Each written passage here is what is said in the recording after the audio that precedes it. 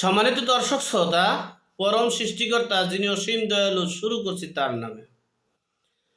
আজকে একটা গুরুত্বপূর্ণ বিষয় নিয়ে আপনাদের সাথে শেয়ার করছি। আপনারা জানেন এখন রীতিমতো বাংলাদেশের সমন্বয়কারী একটা বকায় পরিণত হয়েছে।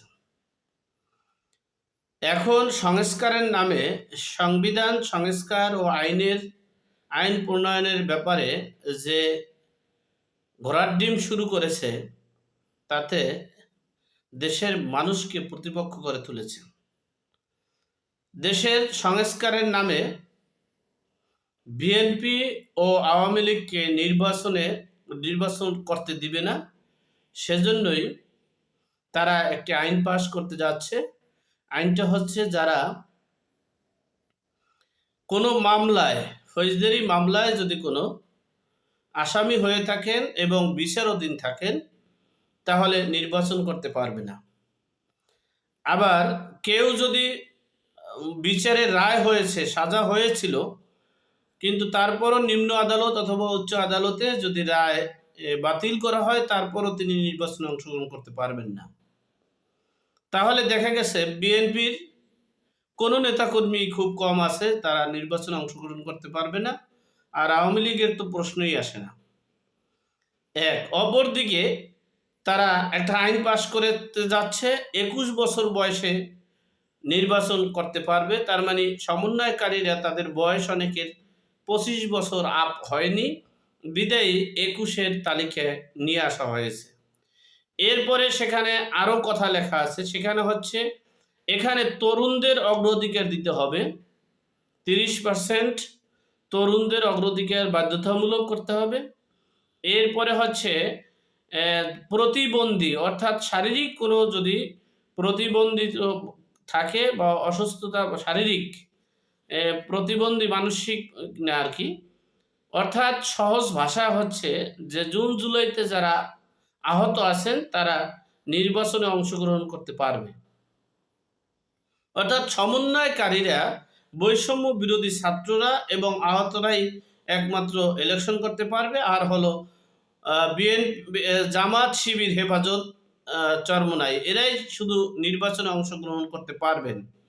বাংলাদেশে আওয়ামী লীগ এবং বিএনপি দুইটার একটাও নির্বাচন করতে পারবে না, সেই আইন পাশ করতে যাচ্ছে।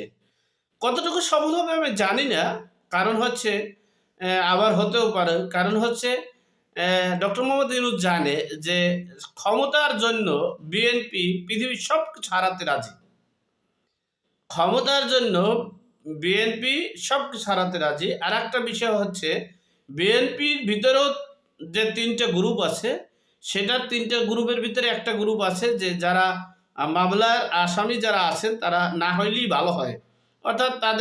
অর্থাৎ জিয়া পরিবারের কেউ থাকবে না, ফখরুদ্দিন, মঈনুদ্দিন, কোনো উদ্দিন থাকবে না, মির্জা কোনো কেউ থাকবে না, শুধু আমরা যারা আছি আমরা এটাকে পরিচালনা করব। এই জন্য এই গ্রুপটা আবার ডক্টর মোহাম্মদ ইউনূসের সাথে সম্পৃক্ত আছে, সমন্বয়কারী বৈষম্য বিরোধীদের সাথে সম্পৃক্ত আছে, বিদায় হতেও পারে এটা পাস।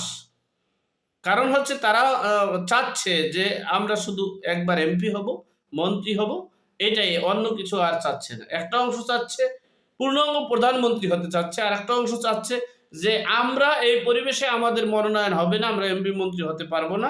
তার চেয়ে সমন্বয়কারীদের ভাইলে যদি থাকে, তাহলে আমরা দেখা গেছে এমপি হতে পারবো, মন্ত্রী হতে পারবো।